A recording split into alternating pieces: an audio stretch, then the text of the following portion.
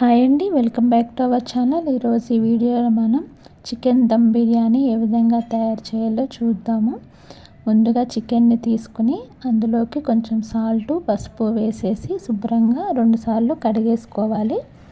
మంచినీళ్ళతో ఒకసారి నార్మల్ నీళ్ళతో కడిగేసుకుని దీన్ని ఇప్పుడు మ్యారినేట్ చేసుకోవాలి. చికెన్ ఎంత తీసుకుంటే రైస్ కూడా అంతే తీసుకోవాలి. 1/2 kg తీసుకుంటే 1/2 kg, కేజీ తీసుకుంటే కేజీ, అప్పుడే టేస్ట్ బాగుంటుంది.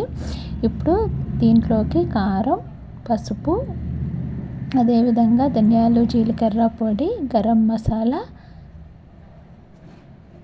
కూడా వేసేసుకోవాలి.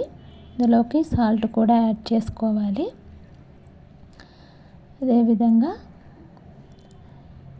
ఇంట్లో ఈ విధంగా చేసుకుంటే చాలా హెల్తీగా ఉంటుంది. బయట తినే వాటిల కన్నా మనం ఇంట్లోనే చక్కగా హెల్తీగా తయారు చేసుకోవచ్చు చికెన్ దమ్ బిర్యానీ. ఇప్పుడు ఇందులోకి అల్లం వెల్లుల్లి పేస్ట్ను కూడా యాడ్ చేసుకోవాలి. ఇది ఎవరెస్ట్ చికెన్ మసాలా, బిర్యానీ మసాలా అన్నమాట. దీన్ని కూడా కొంచెం వేసుకోవాలి. ఇది కొంచెం ఫ్లేవర్గా ఉంటుంది, అందుకని దీన్ని యాడ్ చేసుకుంటే చికెన్ బిర్యానీ టేస్ట్ అనేది బాగుంటుంది. ఇందులోకి కర్డ్ను కూడా యాడ్ చేసుకోవాలి. పుల్లటి పెరుగు అయితే టేస్ట్ అనేది బాగుంటుంది. ఇందులోకి ఫ్రెష్గా ఉన్న పుదీనా, కొత్తిమీరను కూడా యాడ్ చేసుకోవాలి. పుదీనా అనేది ఫ్రెష్గా ఉంటే టేస్ట్ అనేది బాగుంటుంది. ఇందులోకి లెమన్ కూడా వేసుకోవాలి. ఇప్పుడు ఇవన్నీ కూడా బాగా కలిసే విధంగా బాగా కలుపుకోవాలి. బయట మనకి చికెన్ దమ్ బిర్యానీ వాటిల్లో అజినోమోటో, టేస్టింగ్ సాల్ట్ ఇవన్నీ వేసేస్తారు. ఇవి హెల్త్కి అంత మంచిది కాదు. అదేవిధంగా ఏమేమి చికెన్ వేస్తారో ఎలా చేస్తారో తెలియదు కాబట్టి మనం ఈ విధంగా చక్కగా ఇంట్లోనే తయారు చేసుకుంటే హెల్త్కి చాలా మంచిది. ఇప్పుడు మనం న్యూస్లో చూస్తూ ఉన్నాం కదా, ఏ హోటల్లో అయినా సరే సరిగ్గా అసలు ఏం చికెన్ వాడుతున్నారో ఏంటో తెలియట్లేదు. మనం చక్కగా ఈ విధంగా ఇంట్లో ప్రిపేర్ చేసుకుంటే హెల్తీగా ఉంటుంది, ప్లస్ టేస్ట్ కూడా చాలా బాగుంటుంది. హోటల్ బిర్యానీ కన్నా ఒకసారి ఈ విధంగా తయారు చేసి చూడండి. ఇంట్లో బిర్యానీ అందరికీ కూడా నచ్చుతుంది. ఇప్పుడు బాస్మతి బియ్యాన్ని తీసుకొని దీన్ని 2 సార్లు శుభ్రంగా కడిగేసుకొని 1 గంట నుంచి 2 గంటల పాటు నానబెట్టుకోవాలి.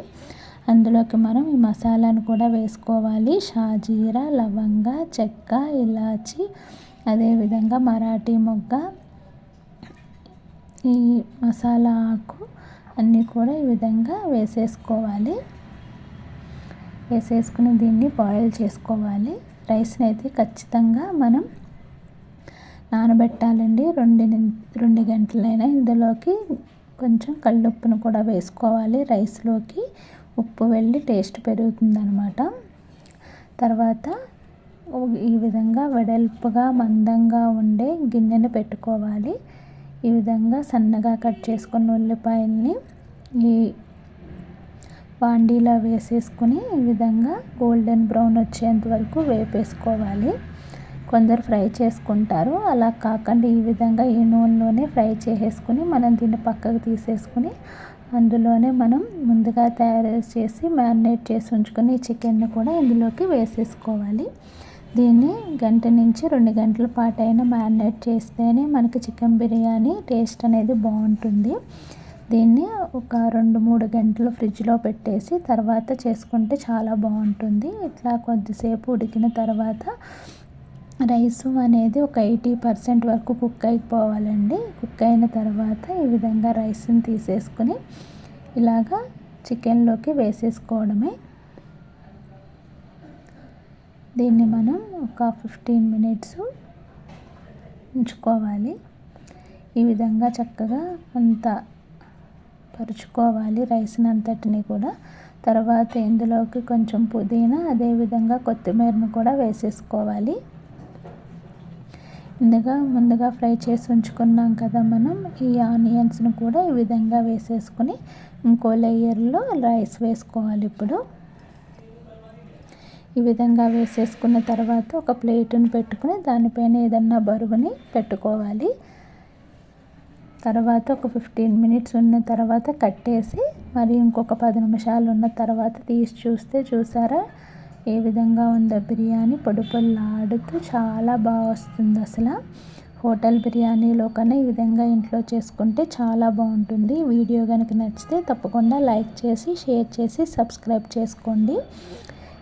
అదేవిధంగా చేసుకున్న తర్వాత మీ ఫీడ్బ్యాక్ని కూడా తెలియచేయండి. Thank you for watching.